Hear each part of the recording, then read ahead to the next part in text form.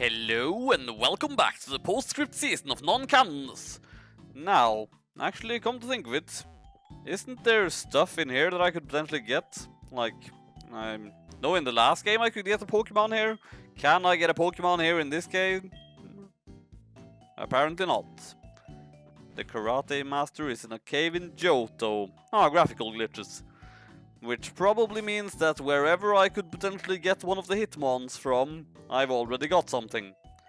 So then, with that being the case, I suppose I might as well just head on to Viridian City to fight Geki. Because what else is there really for me to do at this point? I mean, I could go and try to catch more random stuff, but what's even the point? Also, I went and talked to him back on Cinnabar Island off-screen. Didn't want to bother going through that while recording, seeing how it would require me to switch the game I was playing so that it wouldn't crash and such. But yeah, he should now be waiting for me inside the gym. And it's entirely possible that fighting Geki will be the only thing I do this particular episode. Because, well, again, what else is there? I mean, I suppose I could climb up Mount Silver afterwards, but I'd rather not do that immediately, you know? Or I could try and face the Pokemon League again, but I definitely don't want to do that yet. Oh yeah, and... never mind. So... with that mindset that I'm probably just going to face Geki and nothing else, I probably won't even bother with the fast-forwarding montage through all the trainers here. I mean, these guys should probably be strong enough that there's actually going to be a point in showing the battles anyway. Maybe. Yep, that Stantler is stronger than Habinching, level-wise anyway. So, I suppose I'll just start off by confusing it. Right. If its plan against me is to use me first, then I don't foresee having much trouble with this thing.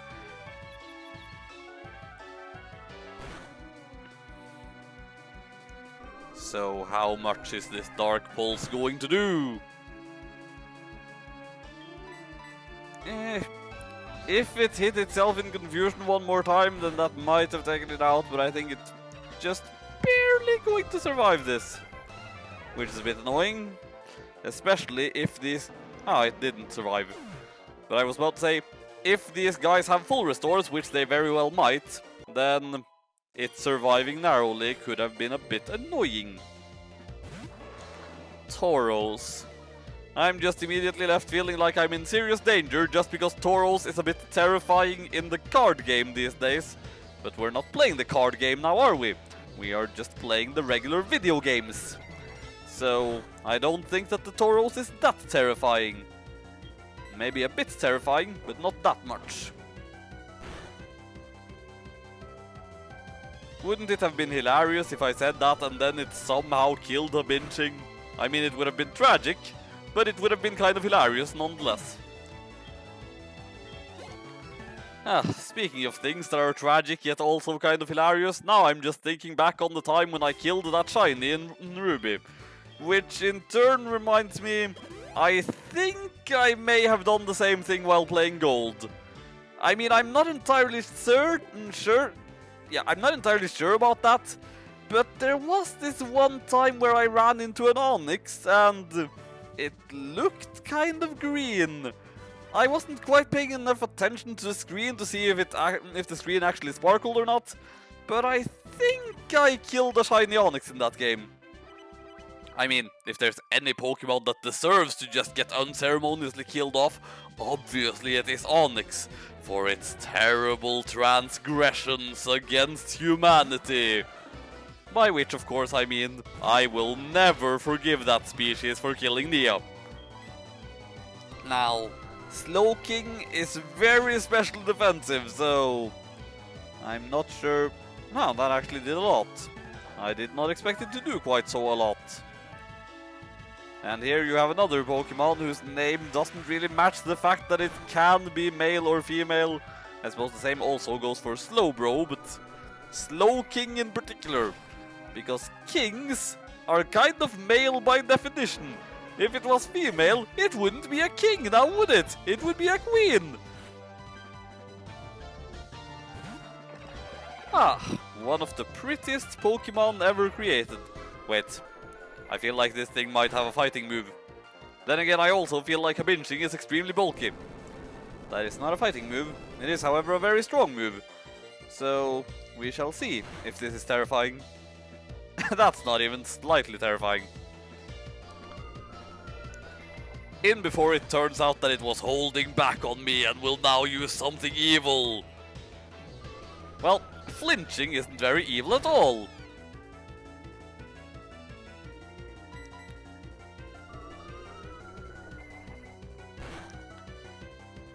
Well, so far this is going just fine. And Habinching is continuing his catch-up to the rest of the team, even if he is now more than strong enough to fight stuff. Though of course, seeing how Geki has level 60 Pokemon, it can't exactly hurt for him to be a bit stronger.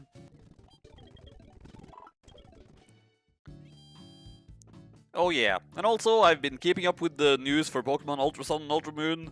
I really do wish Game Freak would find the middle ground between revealing absolutely nothing and revealing absolutely everything. Because seriously, I feel like there is very little left in that game for me to actually discover at this point. I mean, don't get me wrong, the game looks amazing, but it would have been nice if there was at least a few surprises left for me to discover while actually playing it, you know? But as it stands, it doesn't really look like there are. Then, again, what do I know? For all I know, maybe they've actually created a whole bunch of new Pokemon that we will not even know about until we discover them in the game. But thinking back to Sun and Moon, how many did they have that weren't revealed beforehand? I think they had the Toxapex line, and that was it. Oh yeah, and a few of the Ultra Beasts, I suppose. I want to make it over to that guy. How do I make it over to that guy? It might appear that I need to go up here first. Ah. And there was a double battle awaiting me.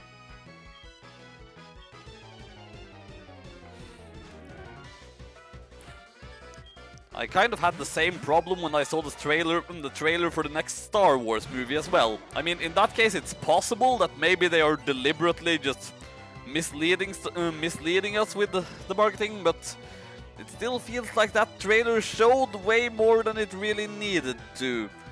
And I'm not sure I like that, even though, don't get me wrong, the movie looks freaking amazing and I'm definitely looking forward to it, but I would like to go into it without knowing a few of the things that the trailer heavily implied.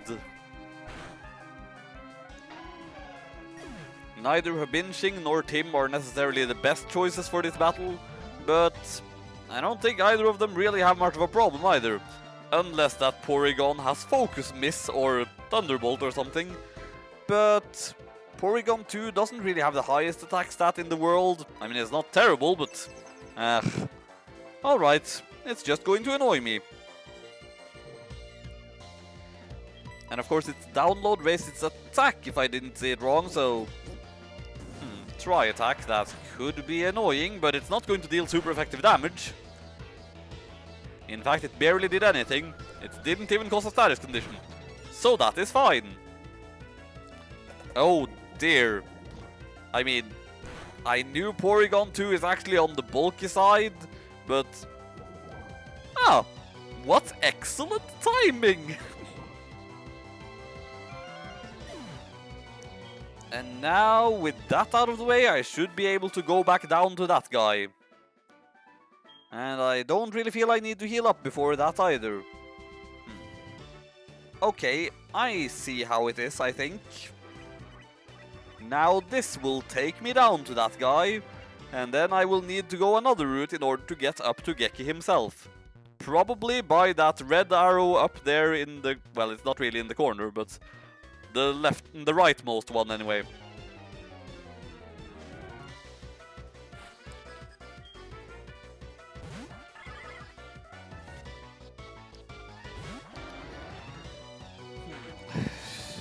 I'm going to assume I'm at least faster than a Spinda, right? Also, going through some horde battles in Alpha Sapphire, I was able to find a shiny Spinda.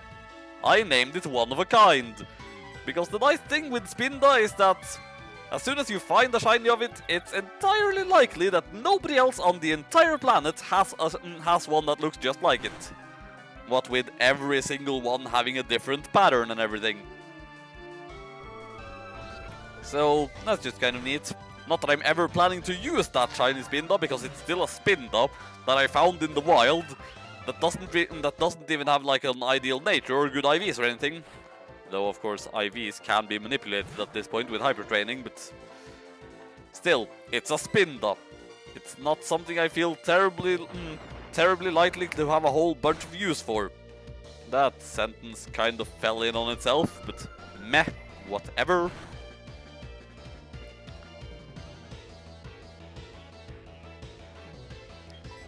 Also, just a random thing that I didn't bring up in the previous episode, but I feel I should mention, after the battle with Blaine, all the rest of the commentary in that episode was actually recorded in post, because I recorded that entire second half with the microphone accidentally turned off. Which also led to me just skipping a few things that happened there, because I didn't really feel like going through and trying to recreate my reactions to everything. Specifically, there was a point where Habinshing took an explosion to the face. And I think he lived with like 4 HP or something. No, wait. Living with 4 HP, that was what happened with Eneru in that episode. That actually was caught on screen. But yeah, Habinshing actually survived with a decent amount of HP now that I think back on it. It's just that I don't feel like I could really just replicate the horror of oh no, the enemy exploded in my face, can I even survive this? When I knew for a fact that he would. So yeah, that was a thing that happened. I mean, obviously I could have just been honest about it right up front and just said that everything was recorded in post, but meh, I didn't feel like doing that. Instead, I just felt like pretending that it wasn't recorded in post. Now,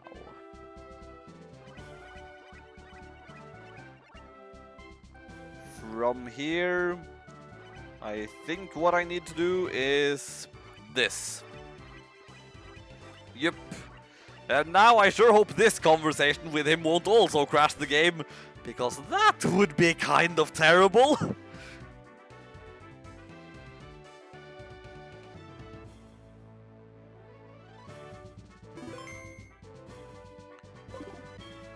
Yo! Finally got it here, huh? I wasn't in the mood at Cinnabar, but now I'm ready to battle you. I will get my revenge for what happened at the Indigo Plateau. Yep, that definitely worked out alright. I was considering having him only have one Pokemon, seeing how my headcanon was that I killed every single Pokemon he had. But seeing how he is the final gym leader, that would probably make things a bit too easy, you know? So he does have a full team. I suppose he just caught new Pokemon after that point.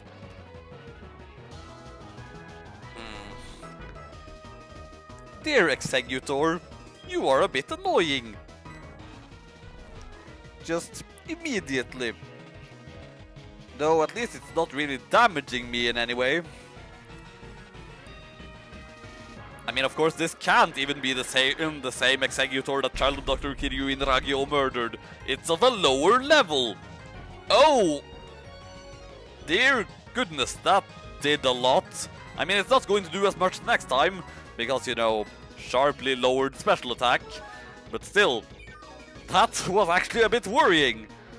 I did not really expect to be concerned for Habinshing of all Pokemon, being that he is absurdly bulky and everything. Although, a critical hit will kill him.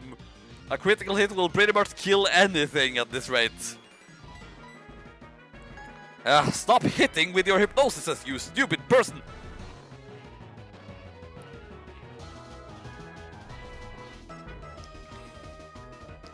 So, just going to full restore again, because it's not like I'm short on full restores. And now, I wouldn't exactly be super surprised if it turns out that my Dark Pulse doesn't even do that much against it. Well, at least now its special attack is at an absolute minimum, and... for goodness sake! Let me at least hit with an attack! Although... Isn't Leaf Storm a move that only has 5 power points? So... I think it can only use it once more, if that. And after that, it'll be pretty much stuck using worse moves. Wait, why did I suddenly outspeed? I've never outsped before, so why did I outspeed now? Well, good thing that actually did a lot. But arg! I'm just going to wait for him to wake up. It looks like Hypnosis is the only thing it can do now. Or I'm sure it has other moves, but they're not at all useful against the pinching. So I'm going to assume it has psychic moves. And how long are you planning to stay asleep, pinching? I would really like for you to wake up already. Thank you. Of course, it would have been nice if you did that before Executor used Trick Room. But then again, that could actually work out to my advantage, depending on what he sends out next. Does he have anything that has a fighting move? Oh, he absolutely freaking does. Well then... I suppose Merlin would be the logical choice here. And Merlin would actually be able to take advantage of the trick room come to think with, so that's actually kind of perfect. So, Psychic! This Machamp shall immediately fall. Oh, come on, I thought it would immediately fall, but it didn't immediately fall. That is lame. Oh.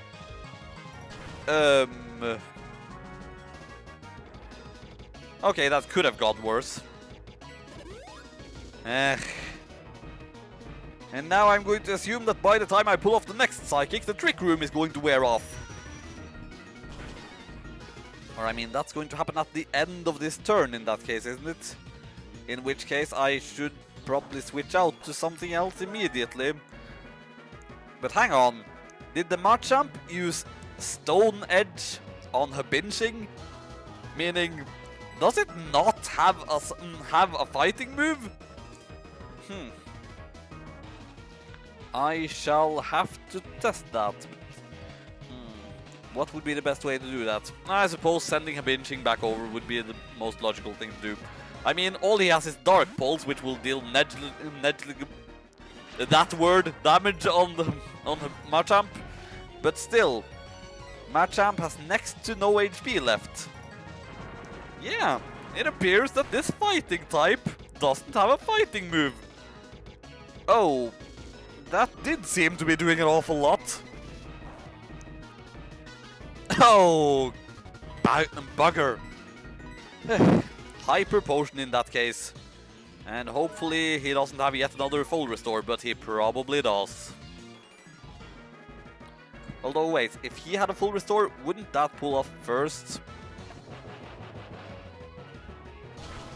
Suddenly, I am very worried and also very confused as to why you didn't do that before, you douchebag!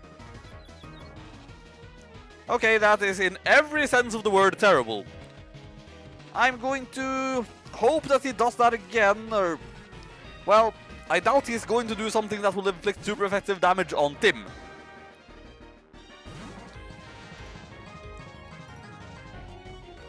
He used it again. So then... what is likely to come out next in that case? Well, it's probably not going to be Arcanine, so I'm going to use Ice Beam.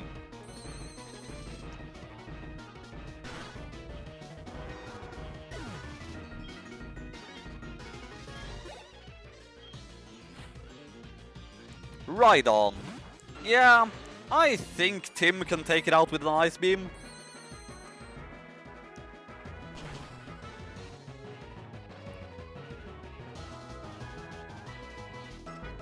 I mean, Rhydon's special defense is pretty garbage as far as I know.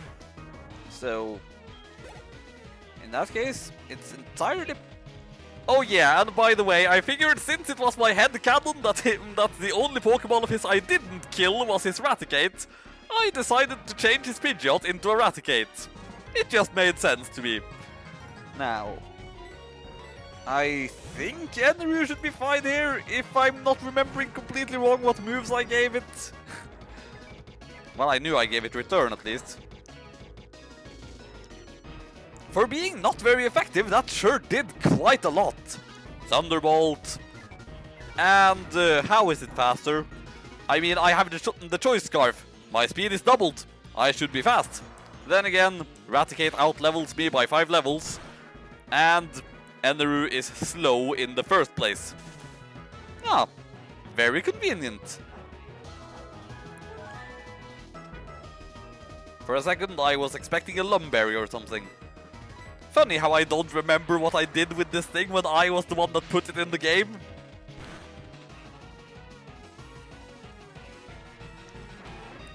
Right, and that leaves only Arcanine, I think? Well, not only Arcanine, but I sure did lure out Arcanine.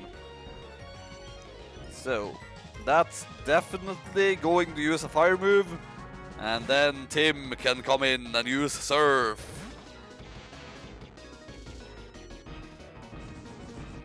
Well, the strongest fire move. But how... Okay, that could have actually gone even worse, but... and now I'm just remembering its extreme speed murder of Jake the last time. Of course, that's not this Arcanine, because that Arcanine is dead. So, what will your last Pokemon be? Ah, of course, Gyarados. I could send Eneru back out, but how is Eneru's HP at this point? It's a bit on the low side, and I'm not entirely convinced that this Gyarados won't have Earthquake. Of course, if I'm staying in now, and I should have healed Eneru though. If I'm staying in now and it does have Earthquake, then Tim is probably also dead. Okay, color me officially terrified. And of course the only thing I can do against this Gyarados is Surf. This has taken a turn for the very bad very quickly. Will I be forced to rematch Geki? Will I be forced to face the final boss with an entirely new team? We shall see. I mean, as long as Eneru can get in a single move, this Gyarados will fall. And of course Eneru does have the Choice Scarf, but who am I kidding? With all that, this Gyarados will definitely outspeed. But it will not kill. Or it might kill with this. Well, it took the entirety of Kanto, but something has finally died. And now things are immediately looking a lot worse.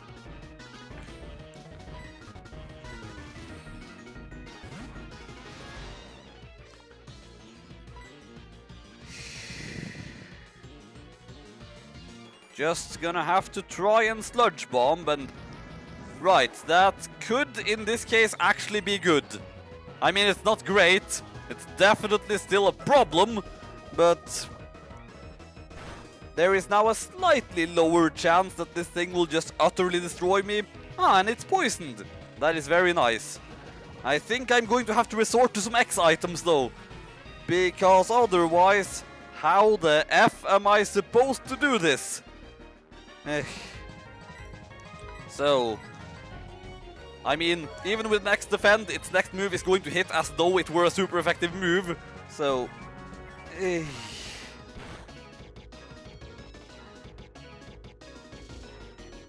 Right. I can survive at full HP, but I need to be at full HP.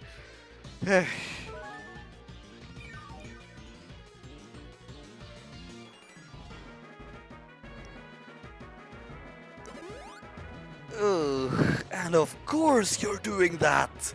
Because why wouldn't you be doing that? Well, at least this gives me a chance to... No. To use another X-Defend. If I had something to just nullify its stat changes with, then that would have been brilliant. But I don't.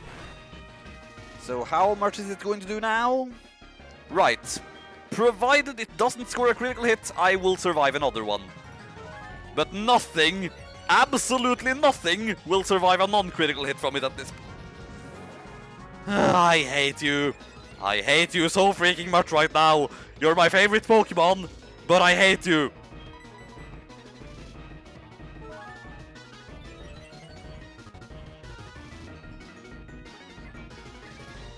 Don't score a critical hit. Please, do not score a critical hit. If you score a critical hit, I will hate you forever.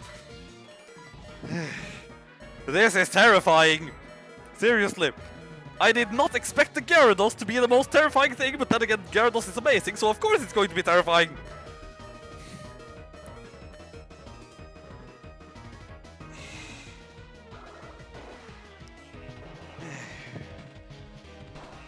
Waterfall can cause flinches, can it not? So, Sludge Bomb is the only thing I can... Stop Dragon Dancing! For the love of the level 100 shiny Arceus, stop Dragon Dancing!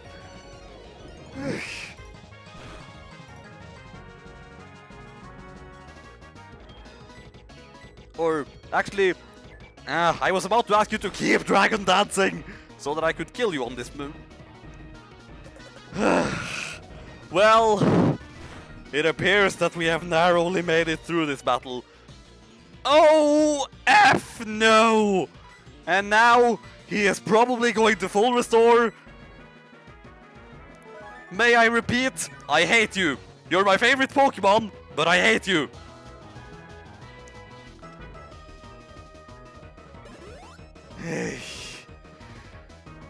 All of my rage. If it even scores a single... Wait a minute. Do I have anything that can protect me from... I don't. There is nothing to protect me from critical hits. So I'm just going to have to continue sludge bombing and hope to the level 100 shiny Arceus that he doesn't get a critical hit. Or that I get a critical hit right now.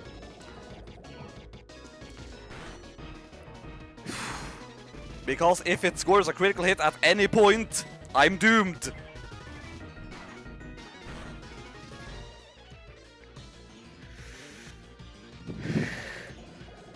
Be enough this time. Please take it out. Or if you don't... That was terrifying. That was absolutely terrifying. Well, at least you didn't murder anyone this time. No, but you fucking did! So now, I'm going to need to use to train up another Pokemon, and I'm going to assume that it will be the Legend.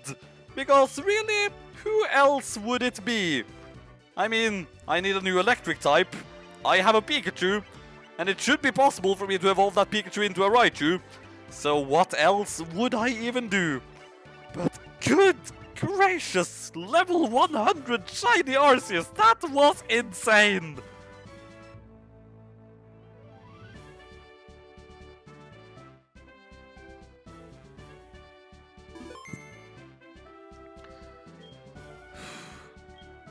But you know, before I release Eneru, I'm going to take the Choice Scarf from him. I don't think I'm going to put that on the Legend, because the Legend will be really fast anyway, but still. Well, Professor Oak has a gift for me, so... I don't recall off the top of my head what that's going to be. I think it's probably just going to be the path to Mount Silver, I guess. Or, I know that at some point he gives you a Kanto starter, but I think that's only after you defeat Red, so... Well, for the first time in a very long time, it's time for a burial. Well, Eneru, you were a trusty and strong member of the Avengers, but unfortunately you could not survive the attacks of that terrifying Gyarados. Which is a shame, because, you know, if you'd been able to get in a single hit on it, then the terror would not have even happened. Still, farewell, Eneru. Truly, your power was worthy of a god.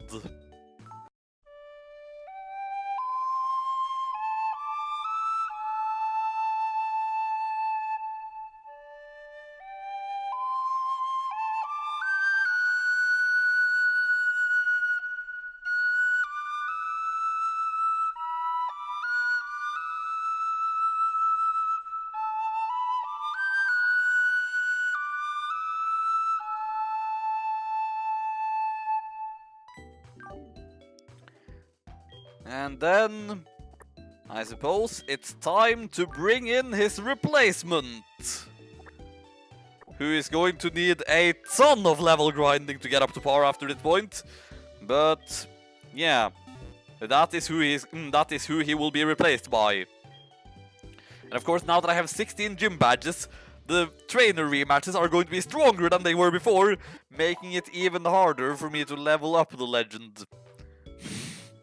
Yeah, I'm probably going to have to try and use some of the other level grinding spots throughout the game to level him up in the meantime, because I don't want to over-level all of my other Pokemon as well. And I suppose by saying that I kind of spoiled something, so by the way I have lowered Red's levels. As well as a few other things, but mainly just because I don't want to have to grind all the way up to level 80. There is nothing to be gained from that, aside from just it taking a whole lot longer to get to that point. So, just now, let's see what Professor Oak has for me. Good to see you. This is what I wanted to give to you. Alright, the Rock Climb gem. Of course, because I'm going to need that in order to get to the top of Mount Silver. So with that, I suppose I'll need to check if one of my Pokemon is actually capable of learning Rock Climb. Because otherwise, I'm going to need to reconsider my team again, which would be lame, being that I now have the Avengers all set up. Although, you know, Jack Frost can learn it. I mean, I have the Avengers set up, but I mean, obviously I have to add a new member to them anyway. So, I don't really want to lose out on any of these moves. Wait a minute. Rock Climb is literally just take down without the recoil. So, yeah, no reason whatsoever to have takedown.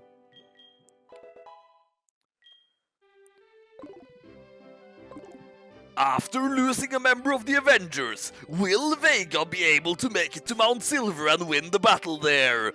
Find out next time!